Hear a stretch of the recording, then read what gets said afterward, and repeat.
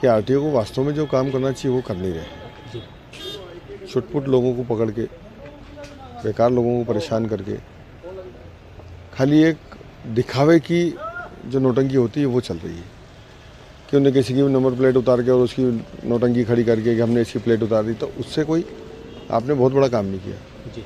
वास्तव में हमारे एरिया से जितनी गाड़ियाँ ओवरलोड होकर निकल रही है, ना तो उनको पकड़ रहे हैं ना चेक कर रहे हैं।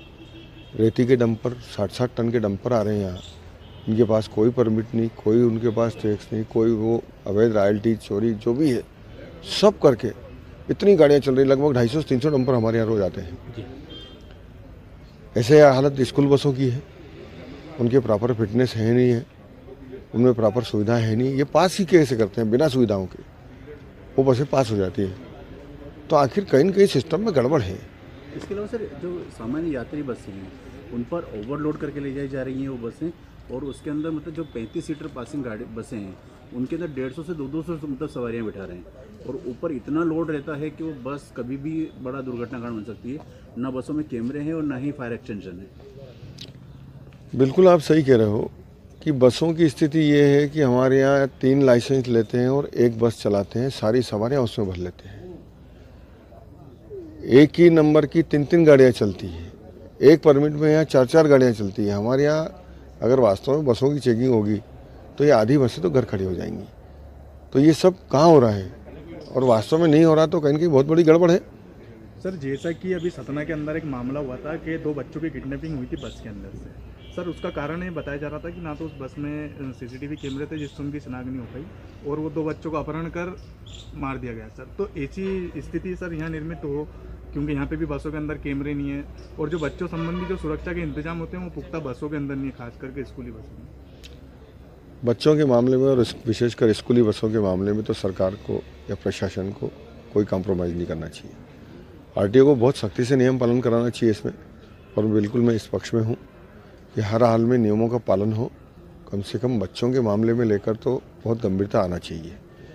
आप स्थानीय विधायक है, आप इस मामले को कहाँ तक ले जाएंगे? मेरे संज्ञान में ये बात तो है जी, और बहुत सारी बातें ऊपर भी करी मैंने इस मामले में। सर इस मामले में आरटीओ की भूमिका को आप किस तरह से देखते हैं? आरटीओ की भूमिका हमारे यहाँ मुझे तो अच्छी नज़र नहीं आई, क्योंकि ये दायित्व वास्तव में आरटीओ का है और ट्रैफिक पुलिस का है। दोनों को मिलकर संयुक्त रूप से अभियान चला के और ये सारा काम करना चाहिए। या जिन स्कूल बसों में बराबर पूर्ति नहीं हुई उनके लाइसेंस निरस्त करें, कुछ तो कार्रवाई शुरू करें, क्योंकि कार्रवाई ये करते नहीं है। और दूसरा हमारे यहाँ दिक्कत एक और है, ये काम शुरू करते हैं, नेता लोगों के फ़ोन भी आ जाते हैं इनके पास, इसको छोड़ दो उसको छोड़ दो, ये मेरा आदमी वो मेरा आदमी, बड़ी परेशानी है। सर तो कम से कम ये जैसे ही किसी केस को बनाए, किसी मामले को पकड़े, तुरंत उसका केस बनाए ख़त्म करें, फिर किसी भी नेता का फ़ोन आओ। कई राजनीति उठ के कदम नहीं, राजनीति को अवसर क्यों दें? आप किसके लिए छोड़ते हो काम? बाकी आप क्यों नहीं केस बनाते हो उनके तुरंत? जैसे ही पकड़ा आप केस बनाया, फिर किसी भी नेता का फ़ोन आएगा, भैया केस बन गया, हम कुछ नहीं कर सकते, तो बात खत्म हो जाएगी ना। सेवा पानी का मामला चल रहा हो इनके, भाई दोनों चीज़ें हैं, या तो नेता चलेंगे और नेता की आड़ में सेवा पानी चलेगी। यही कुछ सब। हमने शुरुआत में एक मामला उठाया था, सीमेंट अंडरलोड जो है सीमा से इधर आ रही थी राजस्थान से, और यहाँ से ओवरलोड करके एमपी में सप्लाई कर रहे थे। सर उस मामले में जब हमने परिवहन अधिकारी की बाइट ली थी तो उनका कहना था कि कुछ मामले सिगरेट होते हैं, इस पे बाइट मत। सर इसको लेकर क्या करेंगे? उस टाइम पत्रकारों से अभद्रता का भी मामला सामने आया था। अब मुझे समझ नहीं आती, सार्वजनिक काम कर रहे हैं, पब्लिक पोस्ट पे बैठे हुए हैं, वो पब्लिक सर्विस में बैठे हैं आरटीओ, और वो कह रहे हैं कि सीक्रेट मामला है। तो सीक्रेट किससे, किस बात का सीक्रेट? कोई विशेष लोगों को लाभ पहुंचा रहे हैं तो उनको बताना चाहिए ना कि विशेष लोगों को हम लाभ पहुंचा रहे हैं। यहाँ सीक्रेट वाली बात ही कहाँ आ गई सार्वजनिक जीवन में?